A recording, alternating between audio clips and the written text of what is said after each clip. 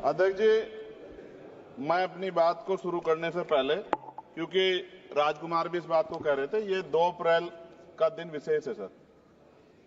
मैं जेल में था सहारनपुर, 2 अप्रैल 2018 को आंदोलन हुआ, 13 नौजवानों ने शहीदगी दी सर। मैं उनको नमन करता हूं सर। और आज फिर 2 अप्रैल है, एक और शहीदगी की तैयारी लग रही। तो मैं उन क्रांतिकारियों को भी आज याद करता हूं जिन्होंने, मुस्लिम क्रांतिकारी जिन्होंने देश की आजादी में योगदान दिया। सर, अंदाजे जमाना कहता है कि मौजे हवा रुख बदलेंगी, अंगारों से गुलशन फूटेगा, शबनम से सरारे निकलेंगी। वक्फ संशोधन विधेयक 2024 संवैधानिक मूल्य एवं सांप्रदायिक सौहार्द के लिए गंभीर खतरा है। वक्फ संशोधन विधेयक 2024 संवैधानिक अधिकारों, विधिक सिद्धांतों और धार्मिक स्वतंत्रता पर गंभीर आघात है। विधेयक वक्फ प्रबंधन को कुशल और प्रभावी बनाने का दावा करता है, लेकिन इसके 44 संशोधन इन वादों को पूरा करने में असफल है। हमारा मानना है कि इस संशोधन से स्पष्टता, साक्ष्य और मूल कारण विश्लेषण का अभाव होगा। पूर्व संशोधनों का मूल्यांकन नहीं होगा, हितधारकों से परामर्श की पारदर्शिता नहीं होगी, मौलिक अधिकार का उल्लंघन होगा। Article 13, article 14, article 25, article 26, article 50, article 300 सर्वोच्च न्यायालय के निर्णय, स्थापित कानून और इस्लामी सिद्धांत और संविधान की भावना का उल्लंघन होगा। असत्य वादे बनाम वास्तविक प्रभाव, विधेयक सुधार और सशक्तिकरण का दावा करता है, लेकिन वास्तव में धार्मिक संपत्तियों के पुनः वर्गीकरण, जब्ती का प्रावधान संशोधन 39A, ऐतिहासिक मस्जिदों, कब्रिस्तानों को सरकारी संपत्ति घोषित करना, जिससे सांप्रदायिक तनाव पैदा हो सकता है। जिलाधिकारियों को अत्यधिक अधिकार प्राप्त करना, संशोधन 4B।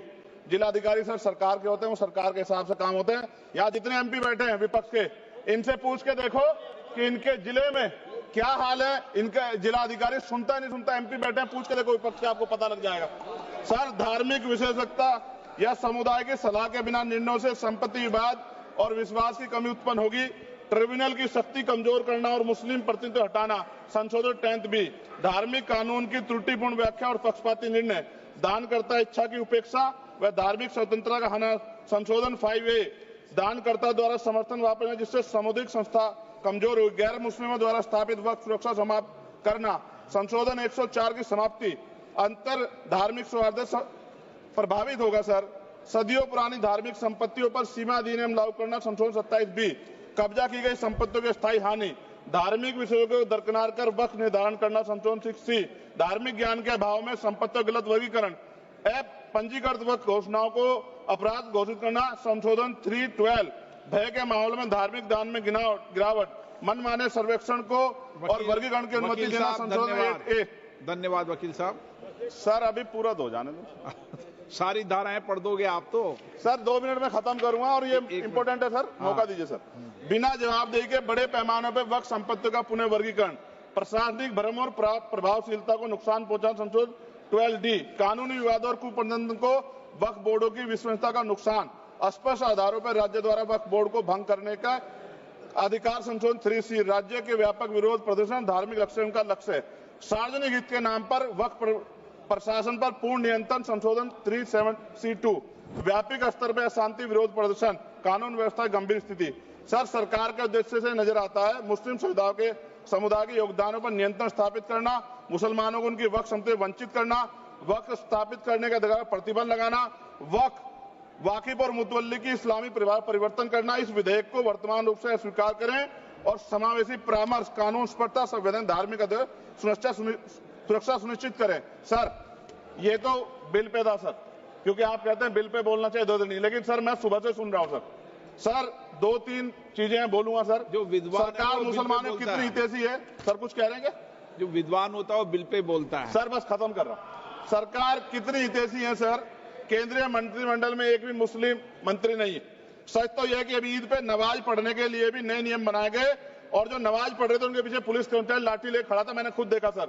अगर सरकार इतनी देर सच्चर कमेटी की रिपोर्ट पर चर्चा कराएगी। बिल्किस बानो के आरोपियों का जेल से बाहर आने के बाद स्वागत किया गया सर। मुसलमानों की जमीन की बात है, SC/ST की जो जमीन है वो छीनी जा रही है सर। कानून से ऊपर उठकर मुसलमानों घरों पर बुलडोजर चलाए गए, सबने देखा। सुरक्षा की बात करते हैं, लिंचिंग की गई, मुसलमान मारे गए सर। कावड़ यात्रा में गरीबों के ठेलों पे सुप्रीम कोर्ट ने ऑर्डर किया कि नाम मत लिखवाओ, देश को मत तोड़ो। अंत में सर बात निकली है तो दूर तक जाएगी। पार्टी सरकार के नेता यात्रा निकाल के कहते हैं मुसलमानों को भगाओ। और कई एक मुस्लिम एमपी पिछली बार सर उनको क्या क्या शब्द निकले, कोई निंदा नहीं हुई सर, और उसका प्रमोशन हुआ। और कभी आपके नेता कहते हैं सरकार गोली मारो, और आप हिंदू राष्ट्र की बात करते हैं सर। मेरा यह कहना है सर, मैं इसका पुरजोर विरोध करता हूं और अपनी एक शायरी के साथ खत्म करूंगा। तो बहुत सुनी मैंने आज दोनों तरफ, जब तक ना बदले जालिम हुकूमत का मिजाज, एहतजाज एहतजाज एहतजाज, और ये तब तक रहेगा जब तक सर अपनी सरकार सोच नहीं होती। धन्यवाद सर।